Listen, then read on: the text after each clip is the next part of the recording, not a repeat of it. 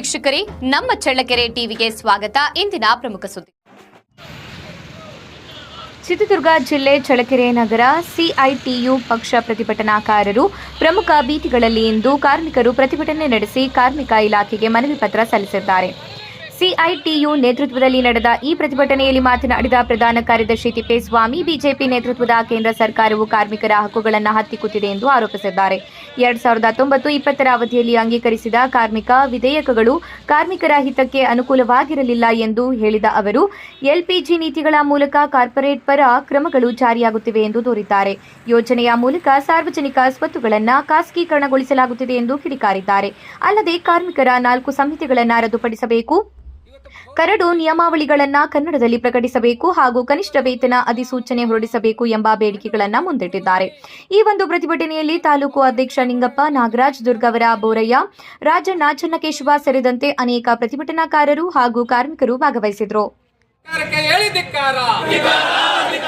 ರಾಷ್ಟ್ರ ಕಂಪನಿಗಳ ಪರವಾಗಿ ಕೆಲಸ ಮಾಡುತ್ತಿರುವ ಮೋದಿ ಸರ್ಕಾರಕ್ಕೆ ಹೇಳಿದಿಕ್ಕಾರ.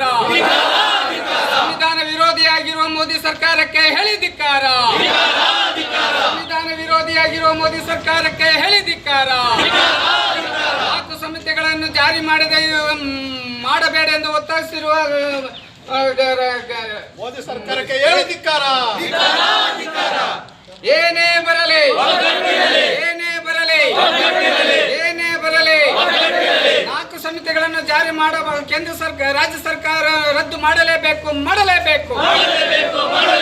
ಕೇಂದ್ರ ಸರ್ಕಾರ ಜಾರಿ ಮಾಡಿರುವ 4 ಸಮಿತಿಗಳನ್ನು ರಾಜ್ಯ ಸರ್ಕಾರ ರದ್ದು ಮಾಡಲೇಬೇಕು. ಯಾತಕ್ಕಾಗಿ ಹೋರಾಟ, ಯಾತಕ್ಕಾಗಿ ಹೋರಾಟ.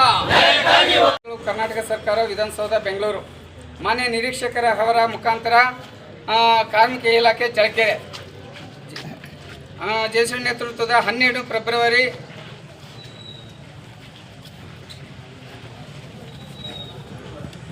ವಿಷಯದ ಭಾಗವಾಗಿ ಸಿಐಟಿ ನೇತೃತ್ವದ ಕಾರ್ಮಿಕ ಕೆಲಸಗಳನ್ನು ಸ್ಥಗಿತ ಮಾಡಿ ಮುಷ್ಕರ ನಡೆಸಿ ಮನವಿ ನೀಡುತ್ತಿರುವುದು.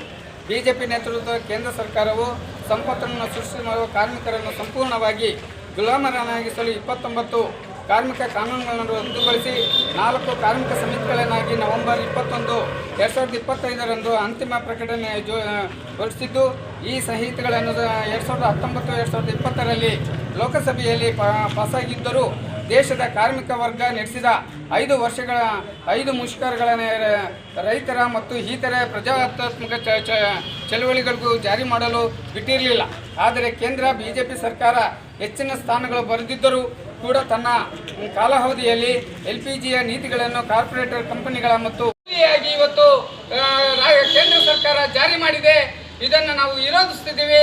ಹಿಂದೆ ನಾವು ದೊಡ್ಡದಾಗಿ ಮೊನ್ನೆ 12ನೇ ತಾರೀಕಿನ ದಿವಸ ಇಡೀ ಚಳ್ಳಕೆರೆಯನ್ನೇ ಬಂದ್ ಮಾಡಿ ನಾವು ಒಂದು ದೊಡ್ಡ ಹೋರಾಟವನ್ನು ನಡೆಸಿ ರಾಜ್ಯ ಸರ್ಕಾರಕ್ಕೆ ಒಂದು ಮನವಿಯನ್ನು ಸಲ್ಲಿಸಿದ್ದೀವಿ. ಅದೇ ರೀತಿಯಾಗಿ ಈ ಒಂದು ಕಾನೂನುಗಳು ಜಾರಿಯಾದರೆ ಲೇಬರ್ ಇನ್ಸ್ಪೆಕ್ಟರ್ ಸಮೇತ ಬರೋದಿಲ್ಲ.